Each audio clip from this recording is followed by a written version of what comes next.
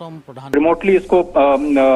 Operate कर सकते हैं। और यहाँ पर जो सज्जन गाड़ी चला रहे हैं वो सीधे क्वालकॉम के जो स्वीडन में हेडक्वार्टर्स है वहां पर एक यूजर केस बनाया गया है जहां पर वो गाड़ी चल रही है। सिर्फ इस चीज को डेमोन्स्ट्रेट करने के लिए कि आप कहीं से भी दुनिया के किसी भी कोने से किसी दूसरी जगह पे आप 5G टेक्नोलॉजी का इस्तेमाल करते हुए आप ये गाड़ी चला सकते हैं। और अब प्रधानमंत्री स्वयं इसको टेस्ट करते हुए, तो यहाँ पर आपको केवल एक गाड़ी का एक सिस्टम दिखाई दे रहा है जो प्रधानमंत्री खुद ये एक्सीलरेटर प्रेस करते हुए उस गाड़ी को चलाने की कोशिश कर रहे हैं। और ये स्वीडन में जो हेडक्वार्टर है क्वालकॉम का, वहां पर ये पूरा ऑपरेट हो रहा है। और उस गाड़ी को आप कहीं भी मूव कर सकते हैं अपनी इच्छा अनुसार। तो ये जो गाड़ी देखिए, व्हील आपको स्क्रीन पे दिखाई दे रहा है और स्टीयरिंग, इस वक्त प्रधानमंत्री स्टीयरिंग पे बैठे हुए हैं। तो ये बिल्कुल रिमोटली कंट्रोल्ड। और आप अब देखिए, ये पीछे जाने की कोशिश हो रही है, गाड़ी को पीछे कर रहे हैं प्रधानमंत्री। और इसके बाद कैसे इसको रिमोटली ऑपरेट करके आप बचाते हुए, जैसे जिस तरह भी आप ले जाना चाहें गाड़ी को, आप आराम से रिमोटली ले जा सकते हैं। और ये एक टेक्नोलॉजी का डेमोन्स्ट्रेशन किया जा रहा है कि कैसे आप इतनी दूर बैठे स्वीडन के हेडक्वार्टर में आप इस गाड़ी को आराम से यहाँ से चला सकते हैं। और इसका यूजर केस जो मैं आपको बता रहा था कि हैजार्डियस प्लेस पे, जहां पर मान लीजिए टेररिस्ट एक्टिविटीज हैं, जहां पर पुलिस को इस्तेमाल करना है, जहां पर किसी पुलिसमैन की जान खतरे में न डाली जाए, वहां पर ऐसे जो रिमोट ऑपरेटेड व्हीकल्स हैं उनको इस्तेमाल किया जा सकता है टोह लेने के लिए कि वहां पर कोई वाकई खतरा है या नहीं। माइंस जहां पे एक्सप्लोसिव्स लगे हो सकते हैं, डिफेंस में इसका यूज केस हो सकता है कि कोई हमारे जो आर्मी पर्सनल्स हैं उसका उनको कोई खतरा तो नहीं है। इसके बाद जो प्रधानमंत्री इस वक्त एरिक्सन के जो स्मार्ट मैन्युफैक्चरिंग फैसिलिटी है, इंडस्ट्री 4.0 जिसकी हम बात कर रहे हैं कि कैसे हम रोबोटिक्स का इस्तेमाल करेंगे, अब उसका एक डेमो दिया जाएगा। तो 5G टेक्नोलॉजी का डेमोन्स्ट्रेशन अभी आपने देखा थोड़ी देर पहले कि कैसे रिमोटली जो गाड़ी है उसको ऑपरेट किया गया। और अब ये फिलहाल अभी प्रधानमंत्री जो स्मार्ट मैन्युफैक्चरिंग है, इसको हम इंडस्ट्री 4.0 कहते हैं। इसमें रोबोटिक्स का इस्तेमाल किया जाता है हार्डवेयर को बनाने के लिए। उसका एक डेमोन्स्ट्रेशन दिया जाना था, लेकिन समय की कमी की वजह से अब शायद अगले स्टॉल की तरफ प्रधानमंत्री जाएंगे, क्योंकि आज बहुत ही महत्वपूर्ण दिन है। 5G का लॉन्च होना है। $450 बिलियन की हम बात कर रहे हैं। 2035 तक इंडिया के GDP में उसको कंट्रीब्यूट करना है। $1 ट्रिलियन की डिजिटल इकोनॉमी होने जा रही है। और उसमें सबसे महत्वपूर्ण हिस्सा जो है वो होने जा रहा है आत्मनिर्भर भारत का। आत्मनिर्भर भारत काफी इंपॉर्टेंट इस लिहाज से क्योंकि हम इंडिजिनियस जो टेक्नोलॉजीज हैं उनका इस्तेमाल करना चाहते हैं। और इस वक्त आप जो देख रहे हैं वहां पर एक कंसोर्शियम है कंपनीज का। ये क्वालकॉम का स्टॉल है जहां पर कई सारी कंपनीज, जिसमें कई सारी मेक इन इंडिया कंपनीज हैं, करीब 13 मेक इन इंडिया कंपनीज हैं जो कि अपने प्रोडक्ट्स को शोकेस कर रही हैं। और यहाँ पर न केवल हार्डवेयर बल्कि सॉफ्टवेयर की दिशा में भी जो काम किया जा रहा है उसको प्रदर्शित करने की कोशिश की जा रही है। इस स्टॉल में कई सारे स्टार्टअप्स भी हैं जिनको क्वालकॉम ने हेल्प किया है। और इस वक्त जो प्रधानमंत्री को डेमोन्स्ट्रेट किया जा रहा है कि कैसे जो इंडिजिनियस और मेक इन इंडिया टेक्नोलॉजीज हैं स्टार्टअप्स के जरिए, ये कुछ स्टार्टअप्स हैं जो कि अपने IoT सॉल्यूशंस पे अपने काम को आगे प्रधानमंत्री को एक्सप्लेन कर रहे हैं। बिल्कुल अजय, हम तस्वीरों में देख पा रहे हैं किस तरह से वो एक्सपीरियंस कर रहे हैं इन 5G सर्विसेज को। और जैसे कि आपने बहुत बेहतरीन से बताया अजय, किस तरह से इसका यूजेस होगा आने वाले दिनों में जब ये पूरे देश में रोल आउट होगा इस 5G सर्विस का। चाहे वो फार्मिंग की बात हो, डिजास्टर की मैनेजमेंट की बात हो, हेल्थ केयर की बात हो, मैन्युफैक्चरिंग की बात हो, हमने देखा रोबोटिक पावर्ड लॉजिस्टिक्स की बात हो, इन तमाम क्षेत्रों में 5G सर्विसेज का आने वाले दिनों में हम उपयोग देख सकते हैं। और प्रधानमंत्री ने खुद भी, जैसा कि हमारे अजय बता रहे थे सहयोगी, वो खुद भी इन चीज़ों को एक्सपीरियंस कर रहे हैं, फर्स्ट हैंड एक्सपीरियंस, किस तरह से आप इन सेवाओं का उपयोग करके 5G का जो एक रिवोल्यूशनरी तकनीक है, ये जो एक सर्विस है, उसका प्रधानमंत्री खुद अवलोकन करते हुए। अजय, अगर मैं IoT की बात करूं, इंटरनेट ऑफ थिंग्स की बात करूं, कि यही सारी चीज़ें इंटरनेट ऑफ थिंग्स के तौर पे हम देखें, या फिर आने वाले दिनों में हम देख सकते हैं कि और भी IoT अलग अलग क्षेत्रों में, घर से लेकर दफ्तर तक और बाकी जगहों पर भी हम इसको रोल आउट होते हुए देख सकते हैं? बिल्कुल आपने सही कहा। ये जो रोबोटिक्स का अभी इस्तेमाल, अभी प्रधानमंत्री ने एक डेमो देखा कि किस तरह से आप रोबोटिक्स का इस्तेमाल कर सकते हैं। यहाँ पे एक बहुत ही अच्छा यूजर केस है जो कि स्मार्ट मीटरिंग का है। आप जानते हैं कि पावर सेक्टर की सबसे बड़ी समस्या यह है कि हमारे देश में करीब 20% बिजली ऐसे ही व्यर्थ चली जाती है जिसका कोई बिल पे नहीं करता है, यानी बिजली चोरी चली जाती है। ये पूरे राज्यों की समस्या है, पावर सेक्टर की समस्या है। लगातार सरकार को बहुत सारे पैकेजेस का ऐलान करना पड़ा है कि जिसमें पावर सेक्टर की जिसको हम ट्रांसमिशन एंड डिस्ट्रीब्यूशन लॉस कहते हैं, उसके लिए स्मार्ट मीटरिंग जो है वो सरकार पूरे देश में लागू करना चाह रही है, जिससे कि वो जो अनकनेक्टेड, जिसको आप कहते हैं कि अनऑथराइज्ड कनेक्शंस के जरिए जो लोग बिजली का इस्तेमाल कर रहे हैं, वो बिल्कुल नहीं हो पाएगा। तो ये क्वालकॉम ने स्मार्ट मीटरिंग को लेकर के भी जो सोल्यूशन है वो तैयार किया है और एक डेमोन्स्ट्रेशन देने की कोशिश की जा रही है कि कैसे जो पावर सेक्टर में जो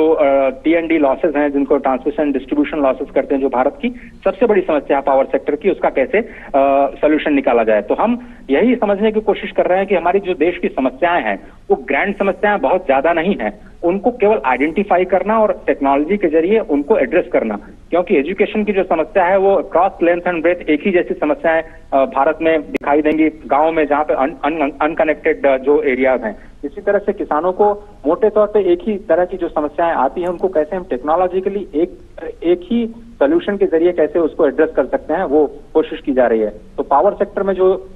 स्मार्ट मीटरिंग की बात है, उसमें ज्यादा बिल ना आए लोगों को और लोग पावर की चोरी न कर पाए, इसके लिए स्मार्ट मीटर का इस्तेमाल करते हुए कैसे हम मोबाइल के जरिए अपने ऑपरेटर्स को बंद कर सकते हैं, जिसको आप IoT बोल रहे थे, इंटरनेट ऑफ थिंग्स बोल रहे थे, कि हम कैसे मोबाइल के जरिए ही अपने घर का मान लीजिए स्विच ऑफ करना भूल गए हैं, हम कैसे अपने दफ्तर में बैठे हुए उसको स्विच ऑफ कर सकते हैं, या फिर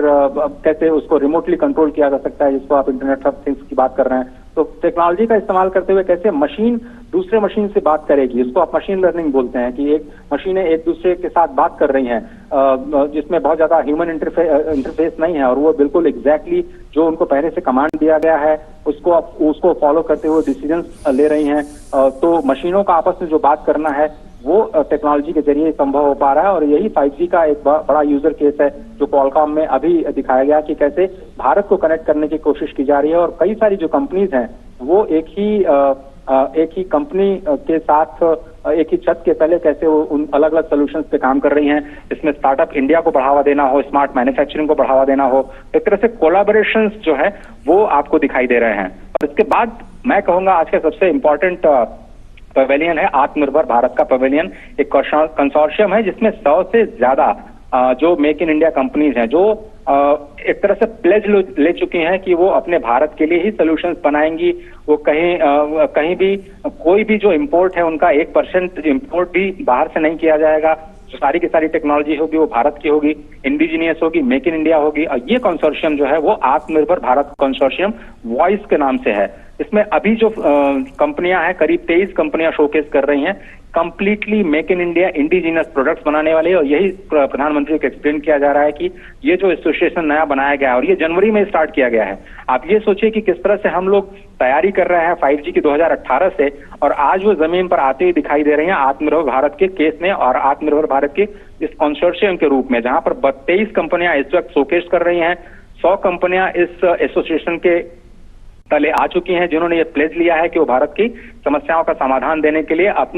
अपने रिसोर्सेज का इस्तेमाल करेंगे और किसी भी तरह का जीरो इंपोर्ट पर काम करेंगी। तो completely make in India solutions को बनाने के लिए ये जो आत्मनिर्भर भारत का जो फोकस है प्रधानमंत्री का, वो अब धीरे धीरे इंडस्ट्री में ट्रांसलेट होता हुआ दिखाई दे रहा है। वो अलग अलग तरह के लोग अलग अलग सॉल्यूशंस लेकर के आ रहे हैं, और इसीलिए जो कंपटीशन पर लगातार फोकस करते रहे हैं प्रधानमंत्री की, किस तरह से प्रतिस्पर्धा रहे, और प्रतिस्पर्धा का फायदा जो है वो ग्राहकों को मिलता है। ज्यादा कंपनियां सॉल्यूशंस पे काम करेंगी तो ज्यादा कॉस्ट इफेक्टिव सॉल्यूशंस लेकर के आएंगी। तो मोटे तौर पर अगर हम देखें तो जो सॉल्यूशंस बाहर आपको $100 में मिलता है वो यहाँ पर कैसे $10 में दिया जाए, यानी 10 गुने कीमत से भी कम कैसे सॉल्यूशंस हम निकाल पाए। और यही भारत की खूबी रही है कि वो कम से कम कीमत में बेहतर से बेहतर सुविधाएं देने की जो कोशिश है वो की जाती है। तो ये आत्मनिर्भर भारत का कंसोर्शियम वॉइस के जरिए वही एक्सप्लेन किया जा रहा है प्रधानमंत्री को कि कैसे कंपनियां जो भारत की टेक्नोलॉजीज हैं उनको यहाँ पर डेवलप करके कोशिश कर रहे हैं मेक इन इंडिया सॉल्यूशंस देने की। और प्रधानमंत्री भी शायद यही बात उनको समझा रहे होंगे कि कैसे हमें सिक्योरिटी का ध्यान रखते हुए, कैसे डेटा सिक्योरिटी का ध्यान रखते हुए, कैसे अपने आप को आत्मनिर्भर बनाना है, उन टेक्नोलॉजीज के लिए भारत को कैसे तैयार करना है जो इस वक्त भारत की समस्याओं के समाधान करने के लिए जरूरी है। और इसमें आत्मनिर्भर भारत जो है वो बहुत बड़ा फोकस नजर आ रहा है। जिस तरह से ये किया जाए, ये पूरा का पूरा जो कॉन्फ्रेंस है उसको encapsulate, engage and experience a new digital universe, तो आपको एक पूरा का पूरा डिजिटल यूनिवर्स नजर आ रहा है जिसमें हार्डवेयर सॉल्यूशंस भी हैं, सॉफ्टवेयर सॉल्यूशंस भी हैं, मेक इन इंडिया को प्रमोट करने वाले सॉल्यूशंस भी हैं, आत्मनिर्भर भारत को प्रमोट करने वाले सॉल्यूशंस भी हैं, जो रिमोट टेक्नोलॉजीज के जरिए जो एजुकेशन और हेल्थ की सर्विसेज पहुंचाने की बात हो, टेलीमेडिसिन और टेली एजुकेशन को कैसे जमीन पर लाया जाएगा उसका सोल्यूशन देना हो। प्रधानमंत्री इस वक्त रिमोटली कनेक्ट करने की कोशिश कर रहे हैं, जो लोग हैं उनसे बात करने की कोशिश कर रहे हैं और लगातार कम्युनिकेशन का इस्तेमाल प्रधानमंत्री ने किया ही है, अपनी बात को पहुंचाने के लिए ही नहीं बल्कि जो सर्विसेज हैं उनको भी पहुंचाने के लिए। जो गवर्नमेंट सर्विसेज हैं उनको कैसे ईज ऑफ लिविंग को बढ़ावा देने के लिए लोगों तक पहुंचाया जाए, वो सरकार का बड़ा एक फोकस, और उसमें कैसे 5G एक अहम भूमिका निभा सकता है उस पर ये फोकस नजर आ रहा है। ये पूरा का पूरा जो एग्जीबिशन हॉल है, करीब 250 कंपनियां यहाँ पर बात कर रही हैं। और ये देखिए कैसे रिमोट एरियाज में कैसे आप कनेक्ट कर पाते हैं और कैसे आप तुरंत कम्युनिकेट कर पाते हैं, उसका एक डेमोन्स्ट्रेशन प्रधानमंत्री इस वक्त ले रहे हैं। माना यह जा रहा है कि करीब 100 से ज्यादा स्टार्टअप्स अपने अपने सोल्यूशन यहाँ पे दिखा रहे हैं। 5000 से ज्यादा डेलीगेट्स जो देश और विदेश से हैं वो यहाँ पर अपने प्रोडक्ट्स और सॉल्यूशंस को लेकर के आ रहे हैं, इंटरेक्शन करने की कोशिश कर रहे हैं। कई सारी बिजनेस अपॉर्चुनिटीज हैं जो कि यहाँ पर लोगों को आती हुई दिखाई देंगी। स्किल डेवलपमेंट और कोऑपरेशंस को कैसे बढ़ावा दिया जाए उस पर फोकस देखने को मिल सकता है। एक तरह से कहेंगे ब्लॉकबस्टर टेलीकॉम इवेंट है जो कि नई टेक्नोलॉजीज को प्रमोट करने के लिए ये शोकेस किया गया है। 4 दिनों का ये जो एक्साइटिंग फेयर है कहें, वो काफी इंपॉर्टेंट इस लिहाज से है क्योंकि दिवाली तक हमारे देश में 5G सेवाएं जो हैं वो शुरू हो जाएंगी और बहुत ज्यादा दिन नहीं है, केवल 25 तारीख का इंतजार करना और आपको कम से कम 4 मेट्रो में जियो की जो 5G सेवाएं हैं जैसा कि कंपनी ने ऐलान किया है वो आती हुई दिखाई दे जाएंगी। तो आप देखें कि जो 2018 से जो शुरुआत हुई थी जिसमें 5G टेस्ट बेड्स बनाए गए थे IITs और ISC बेंगलुरु में, वो कैसे 2020 में 5G हैकाथॉन के जरिए आइडिएशन तक पहुंचे, प्रोटोटाइप तक पहुंचे, उसके केस कैसे किया जाए, यूज केस कैसे तैयार किया जाए वो वहां तक पहुंचे। फिर मिनिस्ट्रियल कमेटी बनाई गई 12 मंत्रालयों की उसका यूज केस कैसे बनाया जाए, लैब्स कैसे तैयार किए जाए। C.DOT को कहा गया कि आप 5G रेडियो एक्सेस नेटवर्क बनाइए, RN पे काम कीजिए, जिसका अभी हमने थोड़ी देर पहले जिक्र किया कि डिजास्टर मैनेजमेंट में कैसे इस्तेमाल किया जाए। तो जय अनुसंधान, अगर मैं एक शब्द में इसको समेटने की कोशिश करूं तो जय अनुसंधान को जो प्रधानमंत्री ने लाल किले की प्राचीर से बल दिया था उसका एक डेमोन्स्ट्रेशन, जमीन पे डेमोन्स्ट्रेशन, क्योंकि बात कह देना और बात को जमीन पर लाना ये इसमें बहुत अंतर होता है और कोई भी बात यूं ही नहीं कही जाती, उसको जमीन पर लाना भी होता है और उसको जमीन पर लाने के लिए बहुत मेहनत करनी पड़ती है। और आपने देखा कि कैसे कल अहमदाबाद में जो ट्रांसपोर्ट रिलेटेड जो सर्विसेज थी उसका शोकेस करने के बाद अश्विनी वैष्णव जी किस तरह से टेलीकॉम जो पूरा इकोसिस्टम है उसको कैसे रिवोल्यूशनाइज करने की कोशिश कर रहे हैं लगातार, और यही कोशिश की जा रही है कि चाहे वो नीतियां हो, चाहे वो जो लॉज हैं उनमें अमेंडमेंट करना हो। थोड़ी देर पहले आपने देखा कि 5G टेलीकॉम ऑक्शन किया गया, उसके बाद BSNL की रिस्ट्रक्चरिंग के लिए करीब जो भारी भरकम पैकेज है कैबिनेट के द्वारा वो उसको मंजूरी दी गई। उसके बाद में टेलीकॉम के लिए जो टेलीकॉम बिल है उस पर काम के लिए ड्राफ्ट जारी किया गया। डिजिटल इंडिया बिल पर सरकार लगातार काम कर रही है। डेटा सिक्योरिटी के जो नए कानून है उसको लेकर के सरकार काम कर रही है और आत्मनिर्भर भारत को कैसे बढ़ावा दिया जाए और कैसे यूजर केस और इंडस्ट्रीज को कैसे बढ़ावा दिया जाए उसके लिए एक कंड्यूसिव एनवायरनमेंट जो तैयार करने की जो कोशिश की जा रही है वो उसका एक डेमोन्स्ट्रेशन दिखाई दे रहा है। और इस वक्त प्रधानमंत्री लगातार उस डेमो को देखते हुए कैसे मेक इन इंडिया का इस्तेमाल करते हुए आप कम्युनिकेशंस के जरिए कैसे आप एक साथ लोगों के साथ जुड़ करके जो अपनी बात है वो पहुंचा सकते हैं। कम्युनिकेशंस का बहुत ही इंपॉर्टेंट रोल है किसी भी समस्या के समाधान के लिए, और यही कोशिश की जा रही है कि 5G का इस्तेमाल करते हुए कैसे इसको और ज्यादा स्मूथ बनाया जाए, ईज ऑफ डूइंग के लिए, ईज ऑफ डूइंग बिजनेस के लिए और ईज ऑफ लिविंग को प्रमोट करने के लिए। ये गुरुशाला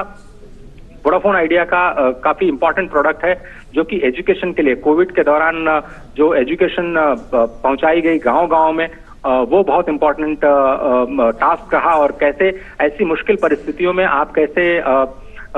एजुकेशन हैम्पर न होने पाए, कैसे आप टेक्नोलॉजी के जरिए बच्चों को कनेक्ट रख सकते हैं, कैसे आप टीचर्स को कनेक्ट कर सकते हैं, अपने एजुकेशन सिस्टम को कैसे स्मूथ बना सकते हैं, वो एक यूजर एक्सपीरियंस कोरोना के दौरान हमें देखने को मिला। और ये गुरुशाला प्रोजेक्ट काफी इंपॉर्टेंट है वोडाफोन आइडिया का, जिन्होंने खुद रोल आउट किया है और कोशिश कर रहे हैं बताने की कि कैसे वो टेली एजुकेशन को प्रमोट कर सकते हैं। बिल्कुल, तो बहुत ही महत्वपूर्ण तस्वीरें गुरुशाला के जरिए, जैसा कि अजय बता रहे हैं कि कोविड के दौरान जिस तरह से डिजिटल गैप को बहुत से छात्रों ने इसको एक्सपीरियंस किया, वो ना हो आने वाले दिनों में, और बहुत आसानी से टीचर और स्टूडेंट के बीच जो है वो पठन पाठन का जो कार्यक्रम है वो चलता रहे, सीमलेस हो, इसको लेकर 5G सर्विस इसमें क्या कुछ रोल प्ले कर सकता है, इसको डेमोन्स्ट्रेट किया जा रहा था और प्रधानमंत्री ने इसका एक्सपीरियंस किया। अजय, डेटा सिक्योरिटी को लेकर बहुत सारी बातें हो रही हैं। 5G सर्विस के आने के बाद से चूंकि डेटा प्रोटेक्शन बिल भी हम जानते हैं कि इसको लेकर भी सरकार काम कर रही है, डेटा सिक्योरिटी, डेटा ब्रीच ना हो, इसको लेकर क्या कुछ उपाय किए जाएंगे? तो आप देखेंगे अगले 1 से 1.5 साल में पूरा का पूरा जो डिजिटल इंडिया सिस्टम है वो बिल्कुल रेडी हो जाएगा। एक इकोसिस्टम के तौर पर आप कहें कि एक परफेक्ट इकोसिस्टम तैयार हो जाएगा, जिसमें कम्युनिकेशन को लेकर के, डेटा सिक्योरिटी को लेकर के जो नई टेक्नोलॉजी आ रही है, जैसे OTT प्लेटफॉर्म्स हैं, उनके रेगुलेशंस को लेकर के जो इस्तेमाल, अभी आपने सुना होगा कि जो सिम कार्ड्स हैं उनको पहले से आपको जो IMEI नंबर होता है उसको रजिस्ट्रेशन कराना पड़ेगा सरकार के पास में, और उसके बाद ही आप यूज कर पाएंगे। तो जैसे टेररिस्ट ऑर्गेनाइजेशंस हैं जो कई सारे मल्टीपल सिम कार्ड्स का इस्तेमाल करती हैं कम्युनिकेशंस के लिए, तो उसको कैसे रोका जाए, इस तरह की जो चीजें हैं उन पर लगातार सरकार काम करे। और इस वक्त देखिए हॉल खचाखच भरा हुआ, और अब थोड़ी देर में प्रधानमंत्री डायस पर होंगे, जहां पर कई सारे जो इंडस्ट्री प्लेयर्स हैं जो कि 5G सर्विसेज रोल आउट करने जा रहे हैं वो वहां पर मौजूद होंगे। प्रधानमंत्री का अपना जो विजन है 5G को लेकर के वो स्पष्ट तौर पर नजर आएगा, और साथ ही साथ जो राज्यों के कई सारे स्टेट गवर्नमेंट भी जुड़ेंगे इस पूरे इंडियन मोबाइल कांग्रेस के साथ, जहां पर जो आईटी मिनिस्टर्स हैं स्टेट्स के, वो कैसे अपने अपने राज्य में एक कंडीसिव माहौल बनाएं इस पूरे डिजिटल इंडिया को जमीन पर लाने के लिए, उसकी एक तैयारी जो है वो स्टेट लेवल के तौर पर भी हमें देखने को मिलेगी। स्पेशल जो इंटरेक्शन है प्रधानमंत्री का वो वाराणसी के रुद्राक्ष कन्वेंशन सेंटर से, जहां पर उत्तर प्रदेश के मुख्यमंत्री भी शामिल होंगे। और वहीं पर जो हम एम्बुलेंस सर्विस की बात कर रहे थे, जिसमें हमने कहा था कि गांव में कैसे 7-7.5 लाख रुपए में पूरी की पूरी जो टेलीमेडिसिन का एक छोटा सा सिस्टम है जो छोटे ब्लॉक्स में, छोटे गांव में तैयार किया जा सकता है, उसका एक डेमोन्स्ट्रेशन वहां पर दिया जाएगा। उनके साथ बातचीत करेंगे और कुछ लाइव इंटरेक्शंस भी करेंगे, जहां पर कुछ स्टूडेंट्स प्रधानमंत्री के साथ इंटरैक्ट करेंगे, अपने विचार साझा करेंगे। और ये इस टेक्नोलॉजी का 5G टेक्नोलॉजी के जरिए ही वो बात करेंगे। ये 5G टेक्नोलॉजी के जरिए ही टेलीमेडिसिन का जो डेमोन्स्ट्रेशन होने जा रहा है, इसलिए हम कह रहे हैं कि आज 5G का लॉन्च हो रहा है। तो ये कोई केवल कह देने वाली बात नहीं है। 5G का लॉन्च हो रहा है, इसका मतलब कि उसको आप जमीन पर आज एक्सपीरियंस होता हुआ दिखेंगे। तो जो आज प्रधानमंत्री बात करेंगे वो 5G का इस्तेमाल करते हुए करेंगे। जो प्रधानमंत्री इंटरैक्ट करेंगे रुद्राक्ष कन्वेंशन सेंटर में, वो भी 5G टेक्नोलॉजी का इस्तेमाल करते हुए करेंगे। यानी अब इकोसिस्टम तैयार हो चुका है। भारत अब ये बताना चाहता है कि एंड टू एंड अगर सोल्यूशन है किसी के पास, तो वो भारत 5वां देश है। यहां तक कि अमेरिका जैसी बड़े राष्ट्र भी इसको अभी तक end to end roll out नहीं कर पाए हैं। तो फिनलैंड, स्वीडन, कोरिया और चाइना, और उसके बाद भारत के पास ही एक ऐसा सोल्यूशन है जो कि एंड टू एंड 5G को रोल आउट करने के लिए तैयार है। और प्रधानमंत्री ने तो ये भी कहा है कि अब 5G तो ठीक है, हम थोड़ा सा पीछे रह गए, 6G में हमें तो पूरे वर्ल्ड का लीडर बनना है। तो इस पूरे एग्जीबिशन में हमें कुछ जगह पे 6G टेक्नोलॉजी